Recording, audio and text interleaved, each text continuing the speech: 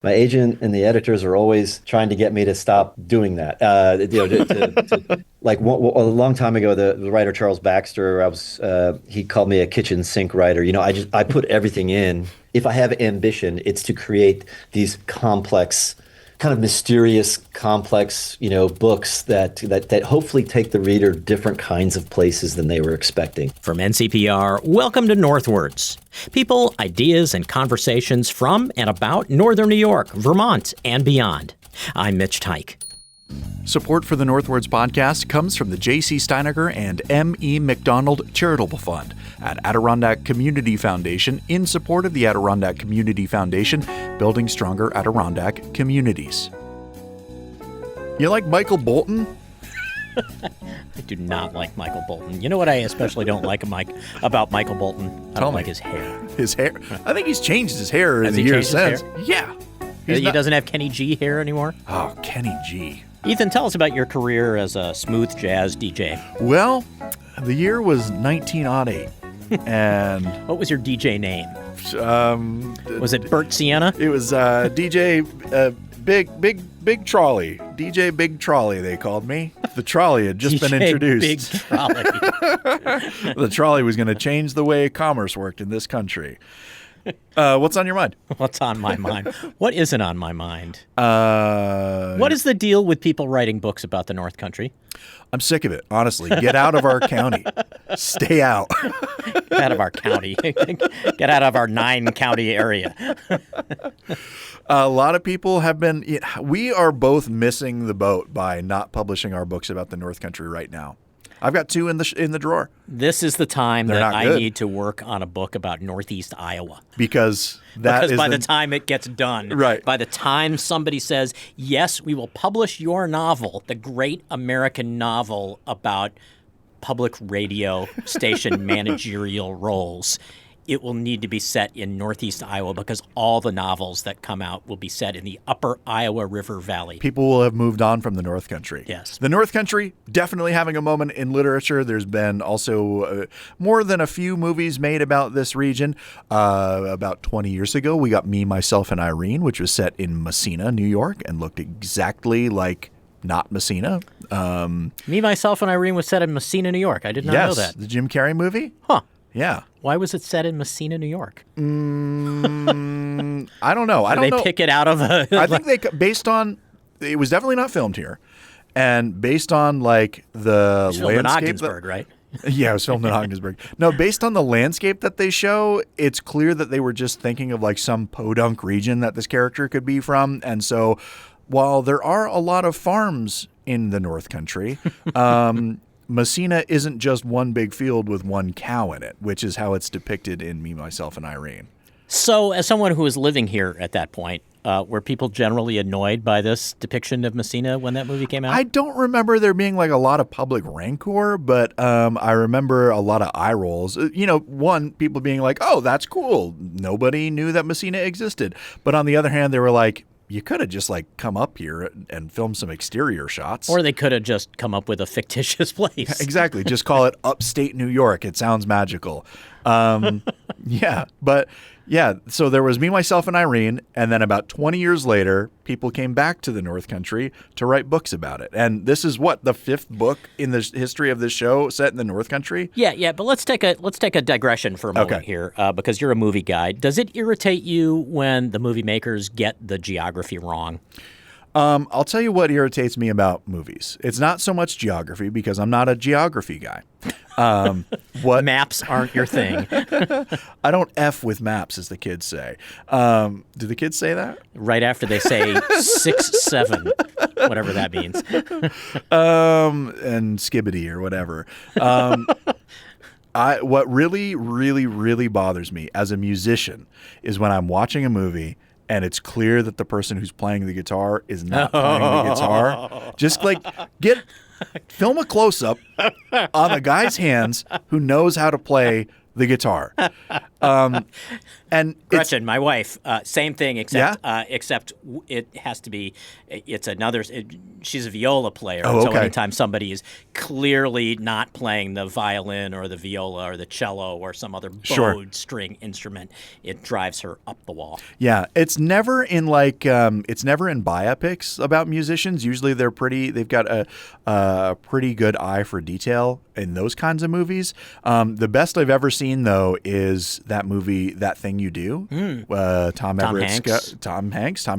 Tom Hanks's directorial debut, his only film that he's ever directed and written.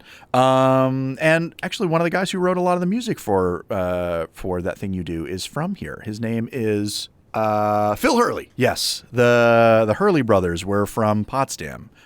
Are still from Potsdam, even though they don't live here anymore. But yeah, in that movie, excellent fake. You would think that all of those guys are playing the music live on the stage, but in fact, they're just great at pantomiming. I think they put hours and hours and hours into it. So much so that they probably could have just actually done it for real. Well, and I said it's just stringed, bowed instruments that drive my wife crazy when they're clearly not being played. But one of the best movies of all time, I think I've talked about it on this podcast before, Diner.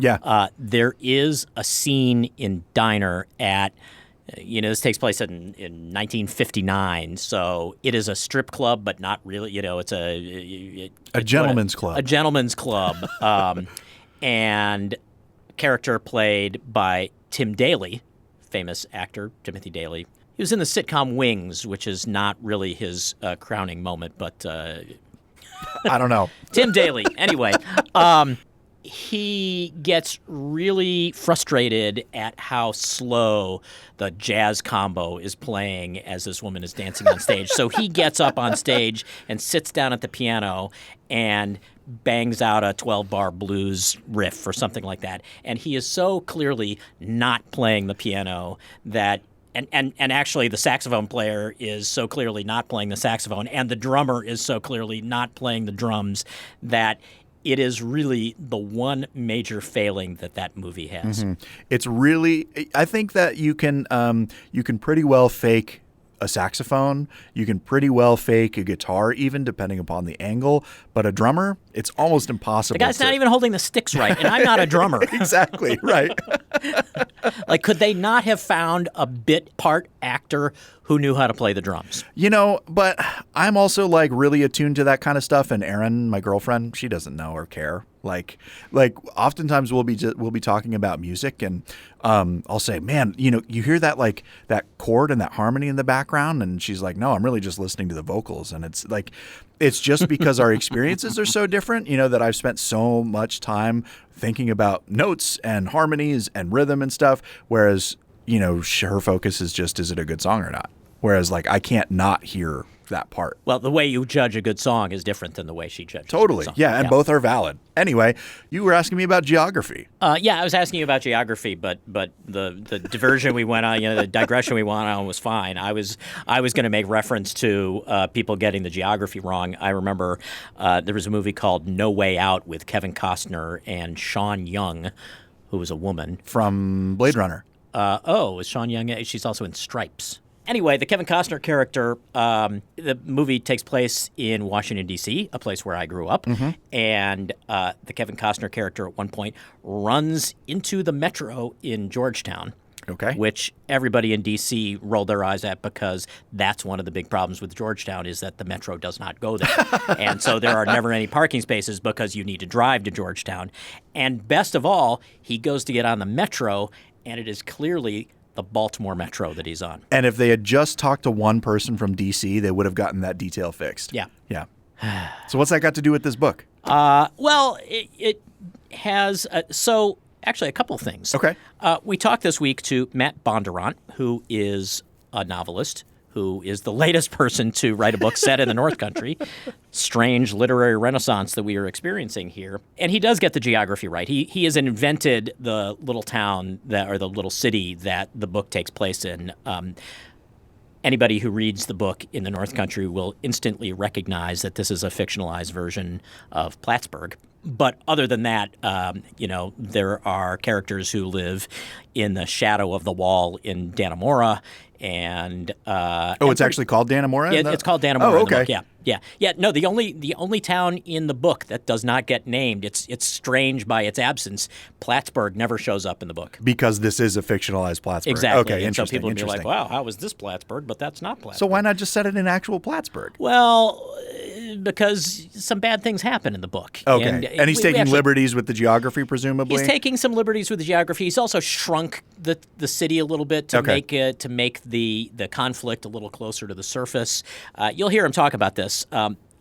It's set in what actually might feel a little more like Canton or Potsdam because the city is smaller, and instead of SUNY Plattsburgh being there, he creates a fictitious small liberal arts college called AuSable College. there's But also it an could AuSable easily here, be yeah. right. Yeah, it could easily be St. Lawrence or Clarkson or whatever. But other than that, the North Country that he portrays is extremely familiar, and not. It's a loaded way of saying it. So, Ethan, don't take this the wrong way. I'll try. It portrays a lot of the fringes of the North Country, a place that we will all recognize, whether you feel like you're part of them or not. You can't drive around any place in the North Country without sort of encountering what the North Country that he depicts.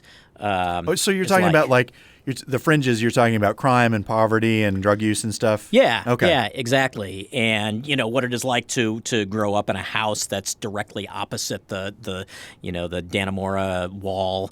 Yeah. Well, I'm glad to hear that he's writing about that kind of thing because, like it or not, we do live in an impoverished part of the United States. There's crime everywhere.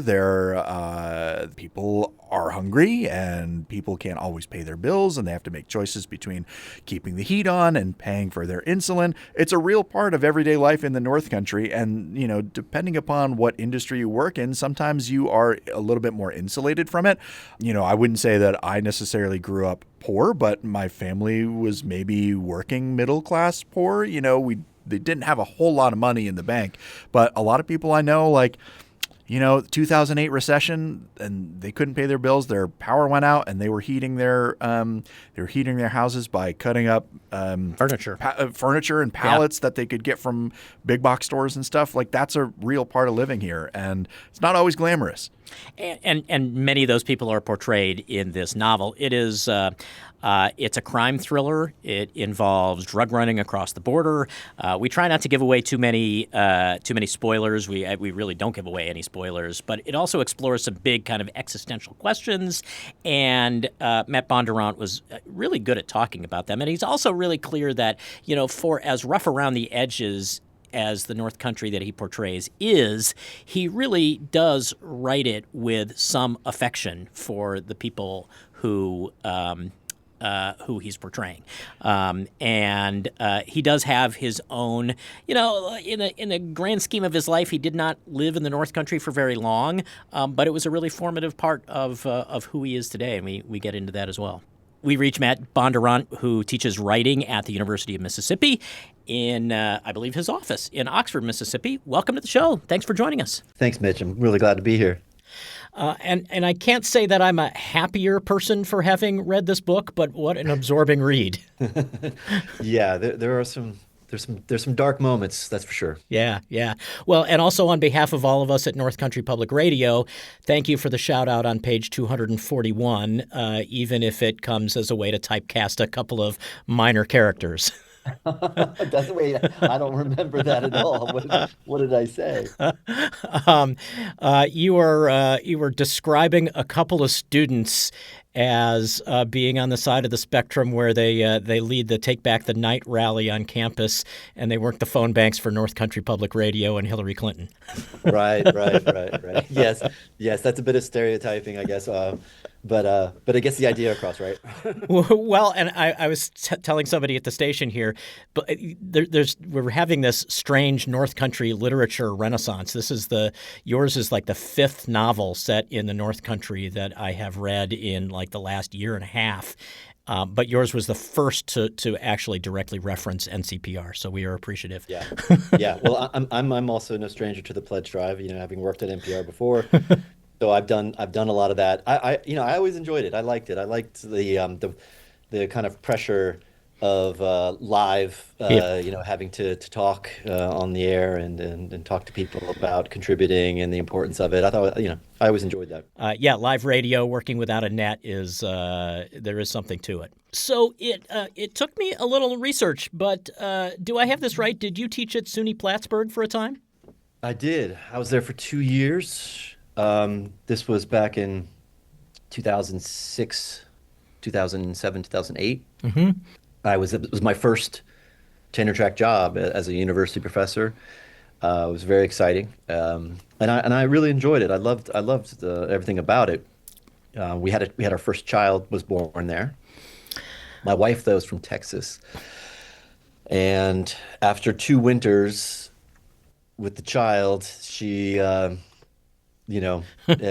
to we had to go, and I got on the market, and I was able to. Luckily, I was able to get a job in Dallas, and so that's why we left.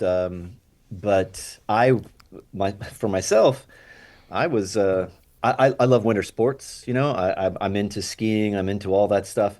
I was looking to buy a sailboat. I lived in this little community that had a cove, and you could anchor your sailboat out there. And I was racing sailboats on like some sailboat racing teams out of Plattsburgh Marina. Um, so I was ready to kind of build a life there, but the rest of my family was not so willing. So this is like almost 20 years ago. Do you feel like did the North Country leave a mark on you? I mean, as a writer, do you tuck a time like that away for future use? Absolutely. I mean, it was a very important couple years for me. Partly because I guess I was just beginning my professional career. My first book had just come out. I had, my first tenure track job. So I was leaving graduate school and all those kinds of things behind, and I was, turning into an adult. And it was my first home buy, our first child. So there was a lot of firsts and kind of pivotal opportunities. But really, one of the things that drew me to the area to begin with and why I loved it so much is because it's such a dramatic natural environment. I mean, I love the lake, I love the mountains. I think it's just a awe-inspiring kind of place. Of course, it's harsh too. The weather's hard. There's, the kind of economic downturn that Plattsburgh in particular went through after the closing of the military base, those kinds of things. It just make it a very unusual environment. All of my books are about dramatic environments. I like powerful dramatic environments, whether it's a feature of geography or culture or both. That tends to be what I write about. So when I left there, I had written another book, but I wrote another book, but I started this book more than 12 years ago. I've been working on this book for at least a decade, and so the North Country has been, deep into my consciousness for a long time. Yeah, and I still love the place. And we haven't done it lately, but we used to go back in the summers and do summer vacation. We used to get a house maybe on like Hero Island or one of the islands in the lake and do stuff like that. So I'm still a huge fan of the area and the place. I hope to go back. I hope to go back this summer. So yeah, it's one of those places I have not shaken. Even though I was only there for 2 years, it's really stuck with me. And I think a lot of that, really, I mean, I'm talking about the geography of these places, but a lot of it also is the people I met there. I'd never lived, in the northeastern part of the United States. I was born in Virginia around DC, but I had spent most of my life in the deep South, in Florida and Virginia and Texas and now Mississippi. But the people there, were just kind of remarkable and different than anything I'd experienced. They were very straightforward people who were much more sort of honest and upfront with you about what they wanted to do and what they thought of you or what they thought was going on. Whereas in the South, we tend to be a bit more, we sort of couch our opinions in these kinds of very soft ways. We don't say unpleasant things. I really appreciated the forthright, honest, direct nature of the North Country in the way people would talk to you. But at the same time, they would just be incredibly open and honest and generous. And I think it's because, that's what happens in small areas. People, depend upon each other more. But we were there very briefly, and immediately we were welcomed into people in our neighborhood. These guys that were sailing, I was sailing with. We were just like really quickly embraced by people, and everybody was much more casual and relaxed. There's the beer fridge thing, which I didn't really get to. The garage beer fridge, the culture of the garage beer fridge was something I was not really familiar with, and I didn't really get a lot of that into the book as I would like. But there's just that idea itself that you could just kind of pop over to your friend's garage at any time and just sit in there and drink some beer, and whatever, and all kinds of weather.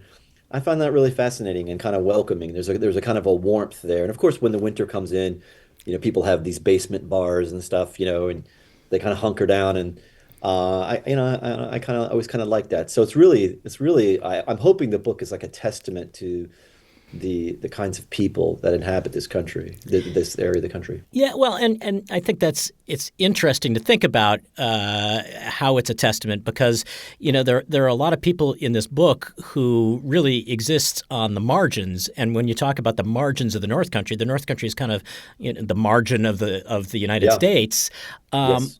and for as flawed as many of the people in this book are, you do write about them with a certain affection. Yeah, absolutely. I think on the margins, that's a great phrase to use. I agree. I'm going to use that now in all of my descriptions.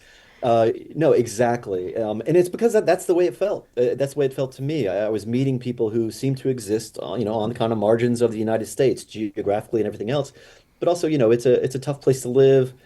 And despite the hardship, especially for me coming from the South, I was amazed by how friendly and welcoming and helpful the kind of assistance they would people were just sort of very kind in ways that I found very fresh and direct. And yeah, and so that's interesting.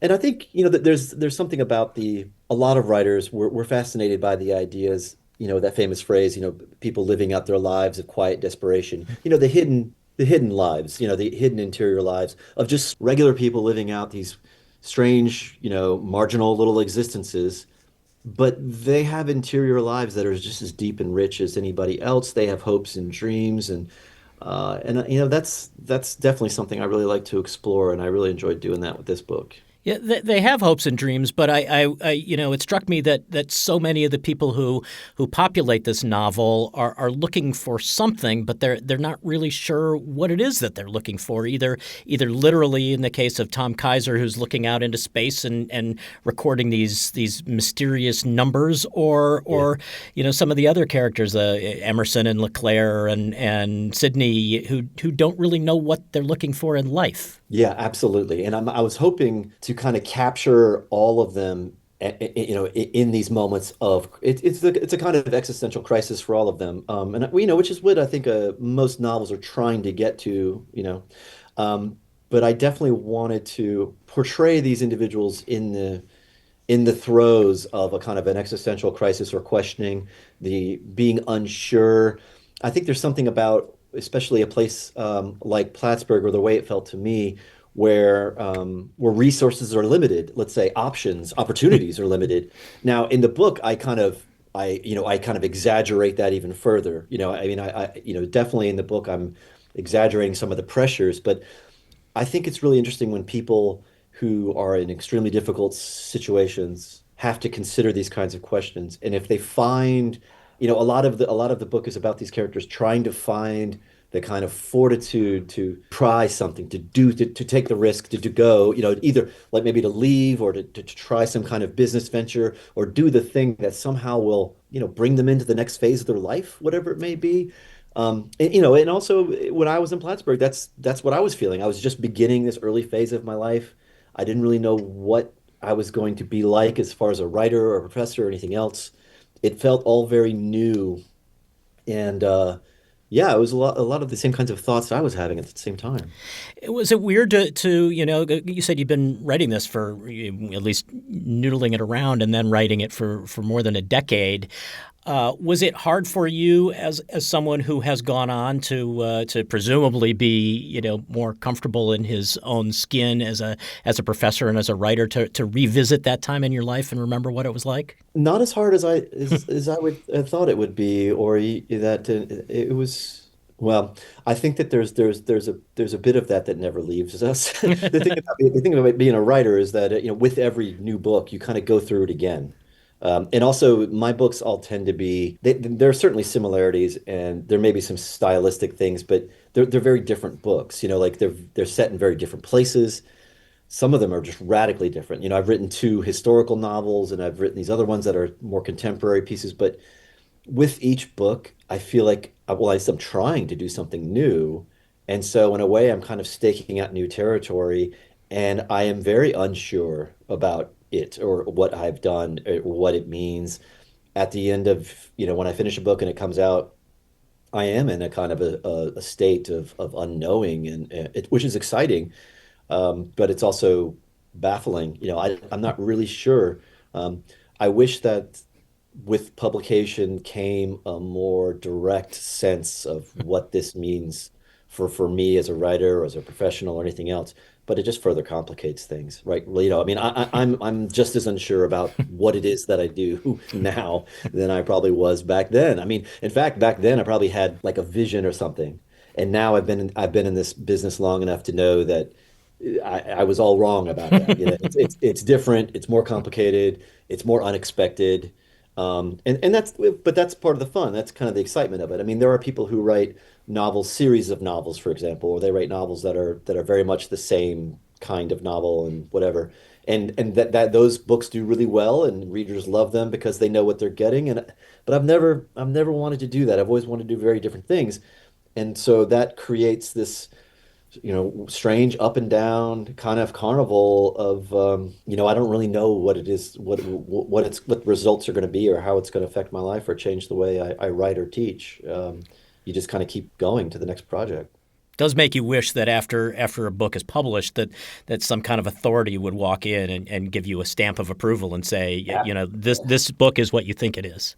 Absolutely. Well, I'm considering this interview is that. No, I know what you mean. Exactly. No, absolutely. I wish there was some kind of like blanket statement, like, oh, that's this, and then, but and I think, and you tell me, but my books tend to be mixed in terms of the style and the kinds of things it wants to talk about. There's a lot of different elements going on in this book. And, I have a hard time describing it to Well, people. you'll notice I haven't asked you specifically about plot, partly because I don't Yeah, want to I give stuff appreciate away, that. but also because there is so much going on. There's a lot going on, and it's a constant problem. My agent and the editors are always trying to get me to stop doing that. To like a long time ago, the writer Charles Baxter, he called me a kitchen sink writer. I put everything in, and I try to sort it out. I try to smooth it out. I'll take stuff out. I try to make it make sense and all this, but I definitely have, if I have ambition, it's to create these complex kind of mysterious, complex, books that hopefully take the reader different kinds of places than they were expecting. Like you never know really what to expect, and I like that book to book. People that have liked my previous books, I had a lot of readers, for example, like What Is Counting the World, the movie the one they made in the movie. Right. I love the idea of somebody who loves that book to come to North Country, and I think they'll see some things they recognize, but hopefully they'll be surprised and interested in these kinds of new directions. Yeah, yeah. Well, and life is messy, and the North Country is an especially messy corner of life. Absolutely. Absolutely. Yeah, no, and I really think it reflects that because the people I met there were so different and strange, and they come from different places and they're doing different kinds of things.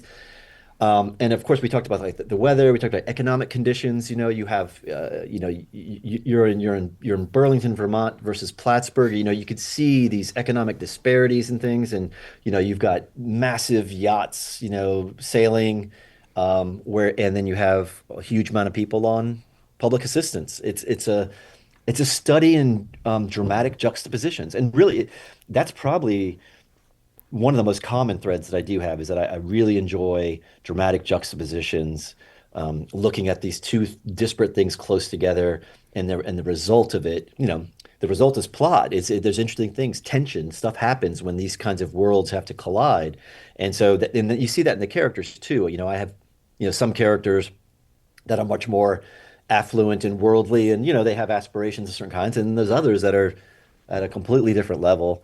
Um, and but they're all mixed in together. And Plattsburgh in the North Country felt like that to me. It felt like we were all kind of mixed in there together.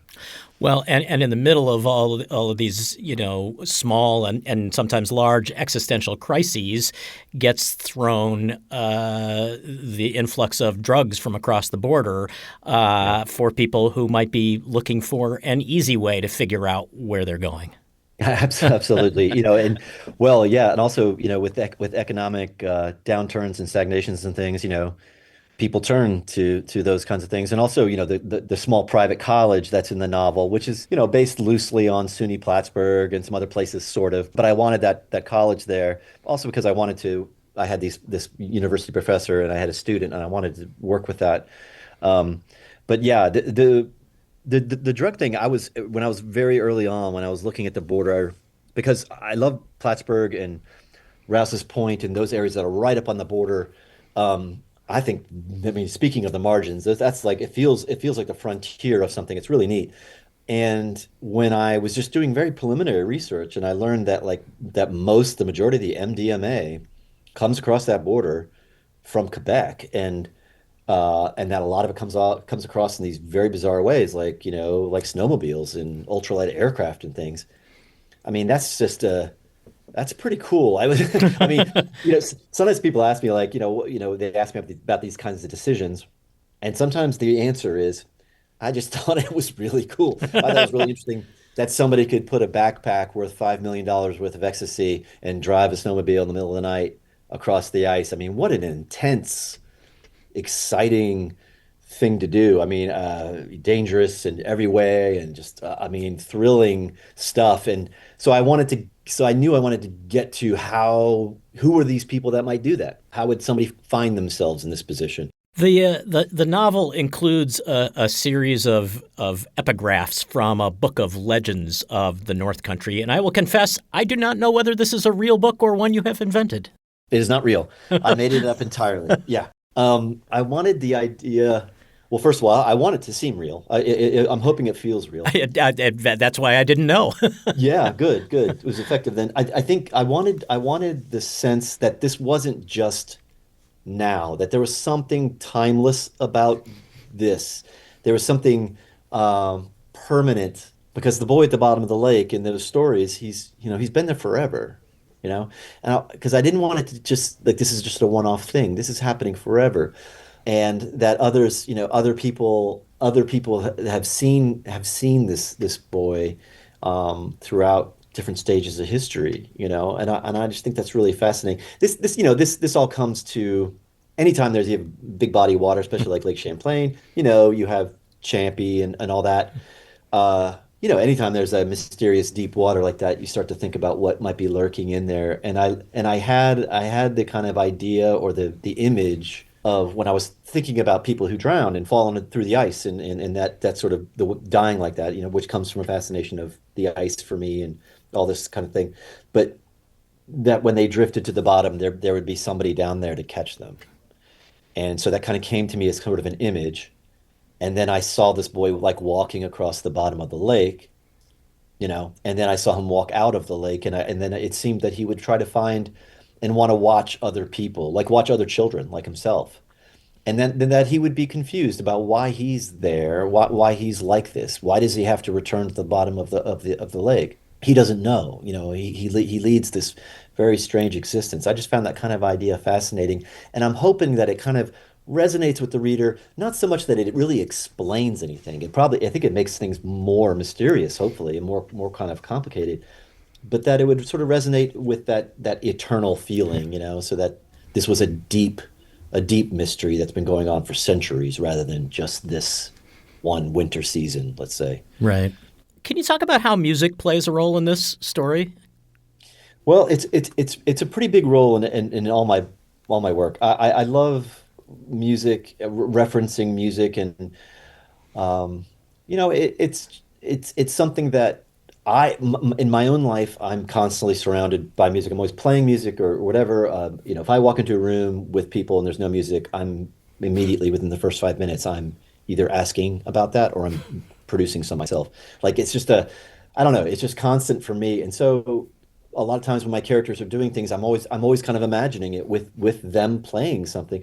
And to me, it's just a nice way to signal a variety of different things. It can tell us something about the character and the kinds of things they like. For example, Kaiser, his musical selections kind of had this very distinct, late 90s, to early 2000s, and with some new wave stuff that's a little bit older than that kind of mixed in. It's kind of anachronistic. It's a little strange for his age and all that. And I wanted that. And other characters also have similar kinds of like Lavoie brothers, are playing this Led Zeppelin song on a loop, and that it's a very direct character building idea, the immigrant song by Led Zeppelin. It's a very strange, otherworldly sounding. It's frightening, and these are scary guys, and so I just seemed like they would be attracted to this kind of wailing, and I, if that song, it's about Viking voyagers and stuff, and so there's several different kind of Viking related things going on throughout this novel, but that they saw themselves as kind of these Norse warriors or something, was intriguing to me.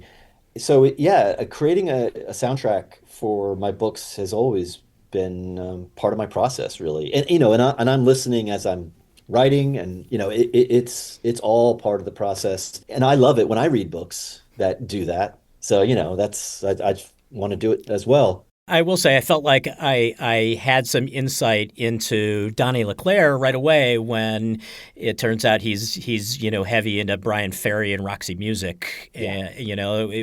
Like instantly I am, being the Gen Xer that I am, like okay, I see this guy. Your reference to Tenderness by General Public, it definitely cued me to who these people were. Absolutely. That's great. That's exactly what I was going for. And the Donnie Leclerc, he's probably the most attached to a single, yeah. And Brian Ferry and Roxy Music becomes emblematic for him. And yes, there's something about Brian Ferry and his music, the way he produces things. He's got a strange vocal style. It's very unique. He creates moody, atmospheric. It's very kind of romantic. It's also very sad, very tragic. And he's able to do this with the quality of his voice and also the production values that he brings. I'm a huge fan, and I have been for a long time. And I knew that I wanted those kinds of qualities really attached to Leclerc. That's who Leclerc is. He's trying to create something beautiful, in the midst of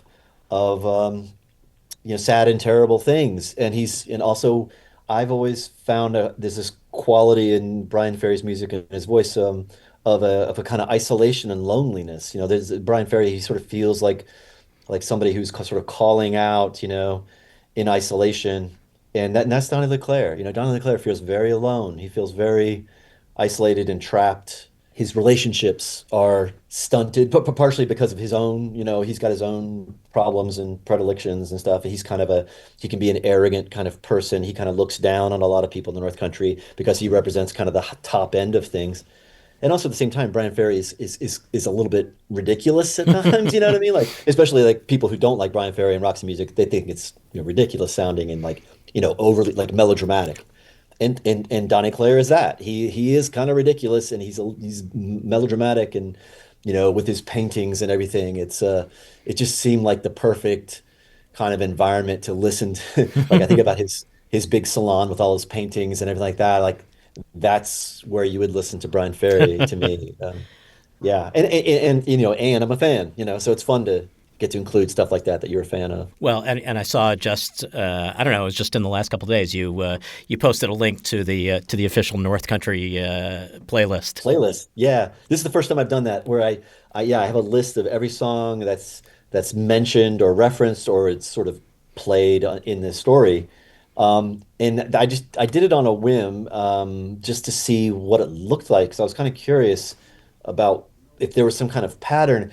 And it really is interesting. You can kind of follow the plot. You can see a kind of a plot, I think. You can see what's going on a little bit. And I just thought it'd be fun for readers. And maybe a little Easter egg for people who like to listen to music while they read. Absolutely. I mean, absolutely. I mean, that's the kind of stuff I like. I love those kinds of, yeah, it's kind of an Easter egg kind of scenario. Yeah. Matt Bondurant, it's a great book, troubling in so many ways, but such a compelling read. Thank you so much. Thanks, Mitch. And I really hope the people of the North Country enjoy it and they can see something in it and see something in themselves and they take it as what it really is meant to be. It's a really honest appreciation for the people there. It is an homage. I mean, I'm terrible things are happening and people do terrible things, but in the end, the truth of this is hopefully clear to folks up there that I love the place and I love the people and I wrote this for them. I hope they have fun with it. You know, it's supposed to be an interesting, entertaining jaunt through this world. Yeah. Well, the feeling is reciprocated, at least from this reader. Cool. Thanks, Mitch. That's great. I appreciate that. Matt Bondurant's new novel is called North Country. It is set in the fictional town of North Chazy, New York, which our North Country readers will quickly recognize as some version of Plattsburgh. Matt Bondurant taught way back when, about 20 years ago, at SUNY Plattsburgh. He now teaches and lives in Mississippi. And there was clearly something really special about the North Country that kept his imagination locked here. Yeah, absolutely. He lived here for like 2.5 years, and as he said in the interview, kind of imagined that he might be set up for life, but his Southern wife thought differently, and they now live in Mississippi. But, now that the snow has really started coming down, I think we can all understand why his wife didn't want to be here. Well, and it's funny. So you look at the cover of this novel, and it's bleak. It is bleak. It's got this kind of it has a picture of a guy walking on a frozen lake with some boats parked along it, but a factory looming behind it, and it feels very much like the North Country feels right now. North Country just came out this past week. It's available in all your favorite bookstores and libraries and online and all of those places. Ethan Shanty, just take us out and tell us who produced this show. Northwards is an NCPR podcast production. The show is written, produced, and edited by Mitch Dyke with digital production supervision by me. I'm Ethan Shanty. Our theme music is by the Wickmore Jazz Trio of Plattsburgh. Bill Hanel is our digital director. Caitlin Kelly handles social media, and Doyle Dean is our production manager. To learn more about this show, listen to past episodes, and to subscribe to the Northwards weekly column, head to ncpr.org/northwards. This is NCPR, North Country Public Radio.